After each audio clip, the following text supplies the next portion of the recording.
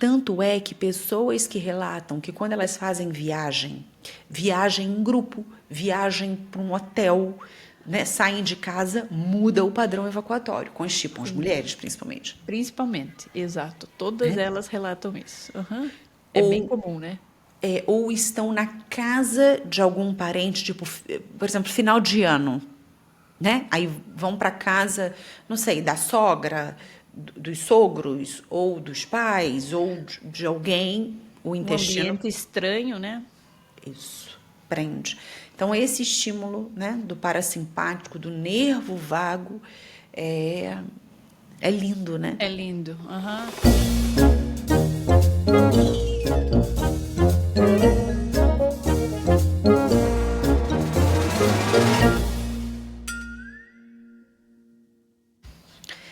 Oi, Andréia, tudo bem? Oi, Carol, tudo bem e você? Como é que você tá? Tudo bem, tudo certo, Bem? graças a Deus. Então tá bom. Aqui, vamos falar sobre aquele caso daquela paciente que eu atendi, depois você já atendeu essa semana, né? Sim.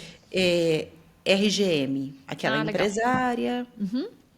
que vem se queixando de constipação. Sim, crônica há muitos anos, né? Isso. E aí a constipação que piorou nos últimos 2 anos, certo? Certo.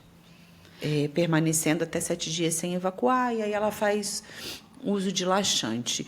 Então, diz para mim, você achou que essa mudança no padrão evacuatório dela pode ser justificada pelas questões alimentares?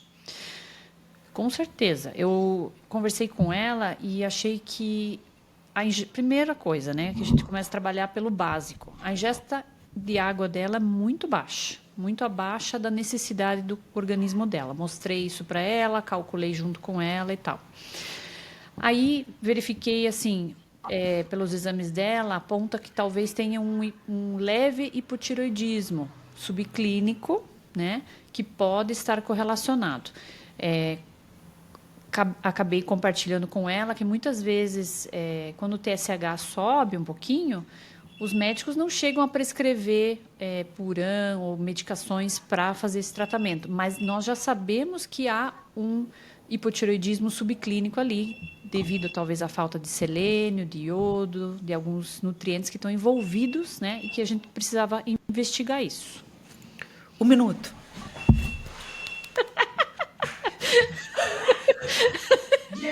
Ai, gente, essa parte eu tenho que manter, hein, Marcelo?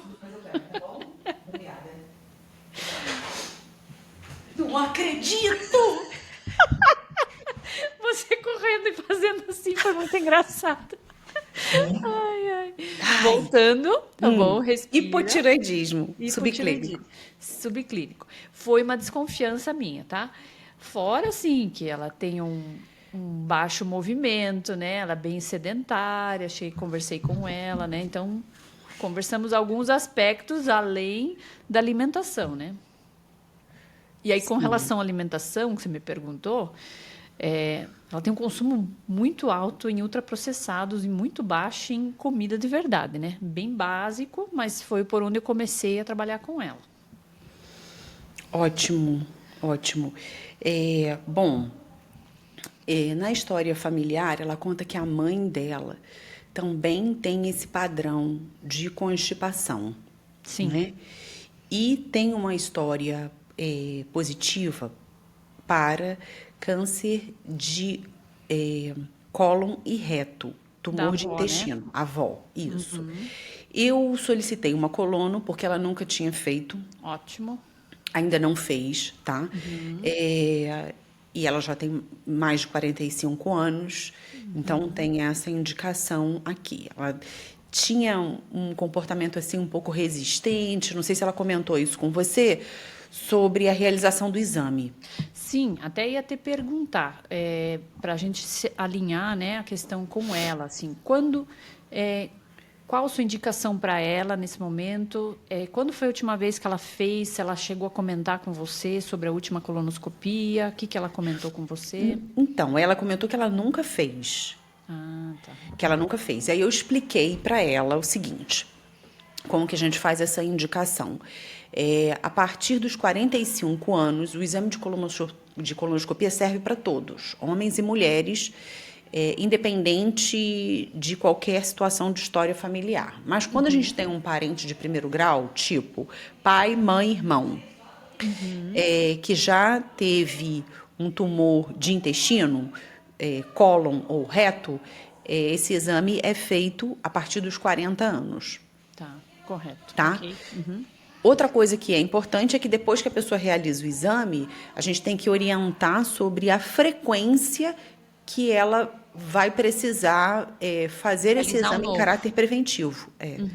Né? Porque o que acontece às vezes, Andréia? O paciente chega com a colonoscopia, já fiz uma vez na vida, e às vezes não foi orientado quando que ele precisa repetir essa colono.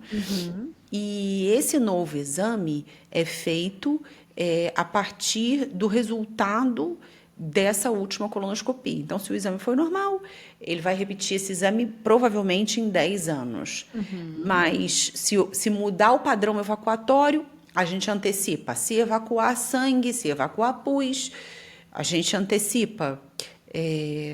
Ou se nesse exame aparecer um pólipo, aí, de acordo com a característica do pólipo, a gente e também da quantidade dos pólipos encontrados, né, do tamanho e quantidade, essa data pode mudar para 1 ano ou até 5 anos. Entendi. E com esse número crescente de câncer de colo, nós precisamos estar orientando os nossos pacientes, né, Carol? Sim, e vou te falar uma coisa. Nesse caso, você tocou aí num assunto que eu acho que é o ponto. A questão do consumo de alimentos ultraprocessados, né?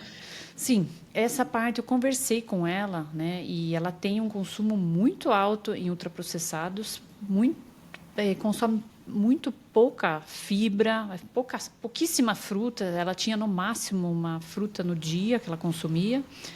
E assim, raro ainda, assim, sabe? Mas aí eu conversei com ela sobre a importância dela entender o que esses ultraprocessados estavam desencadeando no organismo dela. Que isso poderia estar levando a disbiose, a talvez um quadro de SIBO, porque ela se queixou de muita distensão abdominal, né? Que a gente precisaria estar investigando também, talvez, essa questão do exame de SIBO. E aí, para melhorar um pouco esses sintomas, né, eu até conversei com ela nesse momento, trabalhar com um pouquinho mais de fibras cozidas no início, não tão cruas, que são de mais difícil digestão, para ver se a gente consegue dar uma acalmada nesse sistema digestivo que está, né, sofrendo ali.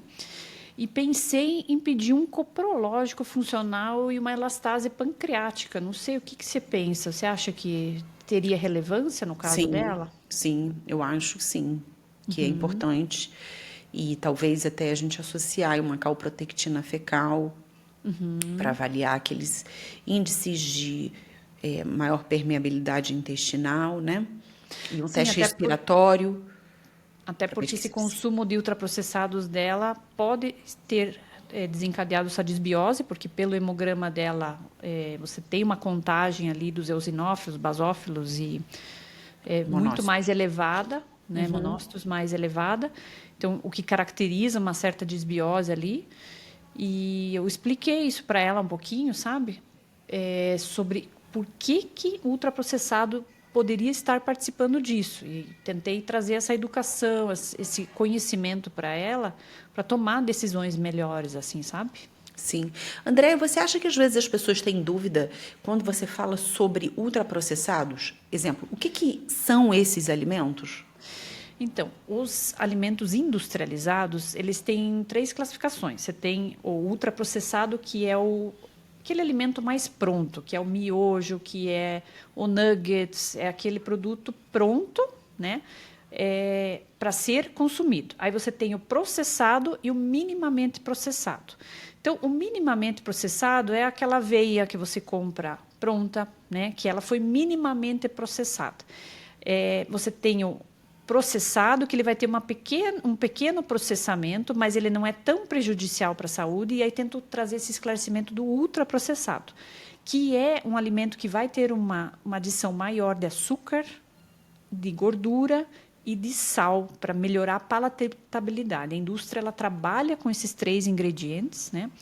E acabam desencadeando um processo inflamatório subclínico, né? Que a gente sabe hoje que essa inflamação de baixo grau ela é preditora das doenças crônicas não transmissíveis, que são Alzheimer, nossas doenças neurológicas, que são as nossas doenças autoimunes, que é o câncer, que é a aterosclerose, né? Que é esse desencadear dessas condições, né?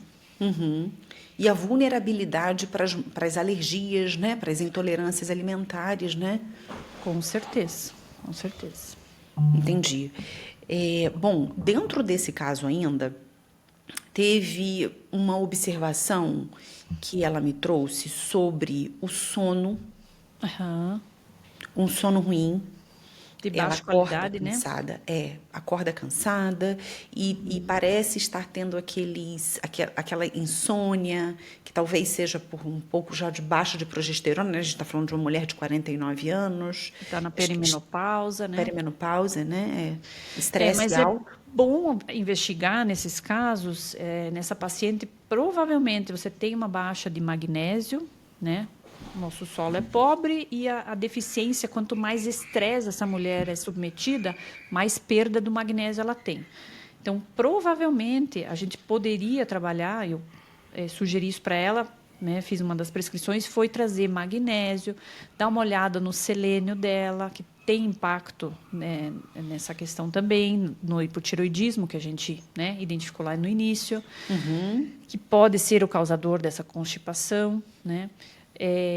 E também verificar como é que estão as vitaminas do complexo B, a B6, a B9. Então, a B6 ela participa da transformação da serotonina em melatonina. E se a gente tem um déficit desse nutriente, a gente tem um prejuízo nessa indução do sono também, né?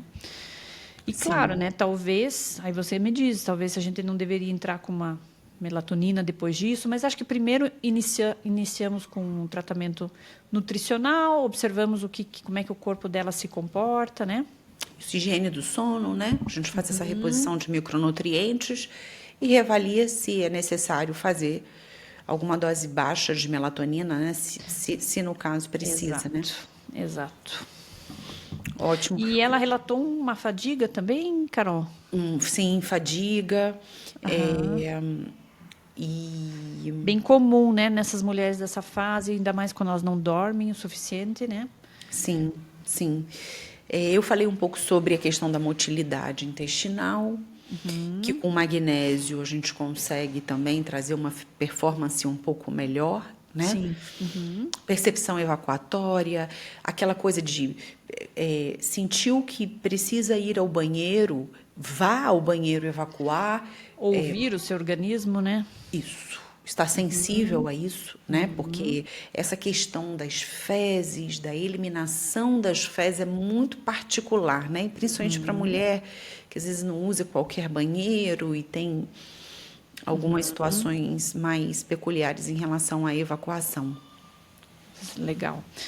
Então, eu acabei trabalhando nesses aspectos que eu comentei com você. Falei mais para a gente trabalhar com as folhas, as fibras mais cozidas, que eu comentei com você, que por causa da distensão abdominal e dos gases, que ela se queixou muito para mim, falou que estava insuportável, o marido não estava aguentando, né? E aí eu trabalhei com ela para a gente melhorar essa digestibilidade. Também falei muito da questão da mastigação, para mastigar e comer com consciência, né? Tentar evitar conversas difíceis na mesa, que isso prejudica a secreção de ácido gástrico. E nós, mulheres, muitas vezes queremos resolver algumas questões e sentamos na mesa e achamos que precisamos resolver ali, né? Então, falei para ela tomar esse cuidado, se policiar. E porque aí expliquei para ela um pouquinho essa questão do eixo HPA, né? Quando você aciona o sistema parasimpático, o sistema simpático, como isso impacta na digestibilidade, né? Então, acabei trabalhando com ela um pouquinho esses aspectos, sabe? Perfeito. E aquelas alternativas para estímulo de nervo vago, né? Exato. Porque o que eu esclareci para ela, né, foi assim: quando você está altamente estressada, né, você está acionando o sistema simpático do seu organismo. E isso no seu organismo reflete da seguinte forma: ela está em luta e fuga. Mande o sangue para as extremidades e o corpo tira isso do sistema digestivo, e o sistema digestivo para de produzir o ácido gástrico que ele deveria, que impacta na secreção das enzimas, e aquilo começa a prejudicar o sistema digestivo. E aí expliquei para ela a importância de acionar o sistema parasimpático, né? Através de uma respiração profunda, às vezes uma caminhada no ambiente externo, né? Então, trouxe para ela algumas estratégias nesse sentido. Sim, e acho que pode dar muito certo. Ela tem acessos a esses ambientes, dá para praticar ali aterramento. Acho que isso traz um impacto muito positivo, Muito né? Haja vista a gente, anti-inflamatório. né? Exato, exato. Você sabe que a gente tem... Estava lendo esses dias um livro de endometriose de um médico, se não me engano, um médico inglês, trazendo no tratamento da endometriose sobre aterramento. Então, isso é um conhecimento que tem se difundido muito, né? É um anti-inflamatório natural gratuito, né? Sim. E por que nós não aproveitamos e não fazemos, né? Algo que não precisa de prescrição, algo que não precisa de... não tem custo, né? É disciplinar, né, Andréia? É disciplina, é organização do tempo, né? Priorização, né? Sim. E acho que, assim, a percepção do corpo mesmo, né? Que, nesse caso aí, seria de muita relevância. Ela se ouvir, ela se perceber, entender o que serve e o que não serve para ela, né? Com a nossa ajuda. Você percebe, né, que a constipação não é algo só do sistema digestivo, né? Ele tem uma relação forte, eixo intestino-cérebro. A gente sabe que tem uma conexão, né? Se conversa, através desse nervo vago, a gente tem uma conversa, né? Sim. Deixa eu te contar um negócio. É uma história. Uma vez, há anos atrás, pessoas sonhavam comigo, assim, aconteceu isso umas 3 vezes, diziam assim: eu sonhei que você tinha uma casa em Jerusalém. E eu fiquei com isso na minha cabeça. Gente, será que um dia eu vou ter uma casa em Jerusalém? Aí, certa vez, chego eu em Jerusalém e a gente vai visitar uma embaixada, a Embaixada Cristã em Jerusalém. E eu estava com um pastor, que era esse que estava liderando aquela caravana, e na entrada, ele se colocou no portão dessa casa e ele disse assim: bem-vindo à sua casa. Aí eu passei por aquele portão e não tinha ainda me acionado nada na mente. E entrei, naquela época, o prédio da Embaixada Cristã em Jerusalém, na verdade não era um prédio, era uma casa mesmo, e parecia aquelas casas de vó. Tinha uma mesa posta e com ali alguns quitutes. E eu olhei, eu me senti muito, muito à vontade naquele lugar. Tive vontade de ir no banheiro. Fui ao banheiro. Sério, nunca tinha entrado ali. Sério? Fui ao banheiro. Sentei. Número 2. Número 2? Sentei ali, ó. Nesse momento, Andréia, eu senti assim, ó.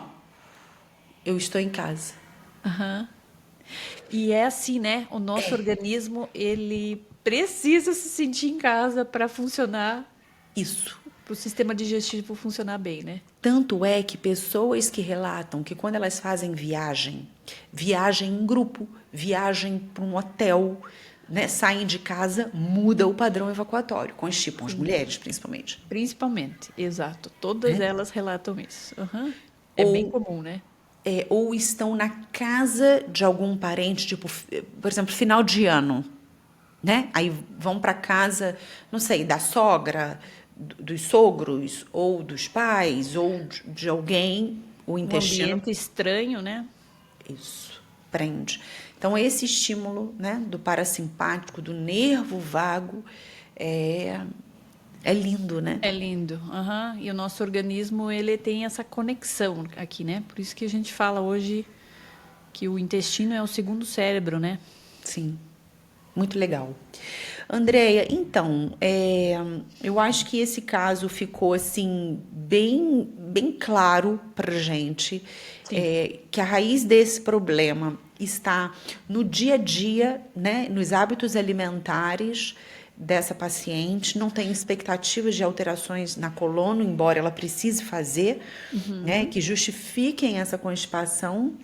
Não sei se você tem alguma coisa a mais aí para É a acrescentar. questão da hidratação, que a gente precisa trabalhar para chegar a níveis ideais dela. Foi a questão da deficiência nutricional, que eu acho que está impactando e trazendo esse hipotireoidismo subclínico, que pode ter uma relação ali, né?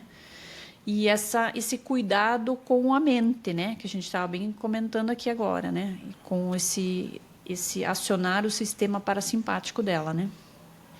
Perfeito. Então, ela vai retornar a mim já com esses exames, talvez antes de retornar a você, e aí eu já linko com tudo isso que você me trouxe sobre o caso dela. Combinado.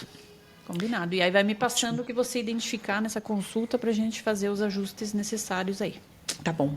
Tá ótimo. Muito obrigada. Foi ótimo conversar com você mais uma vez. Sempre muito bom, né? Muito obrigada, viu? Um Beijo. beijo. Até a próxima. Até.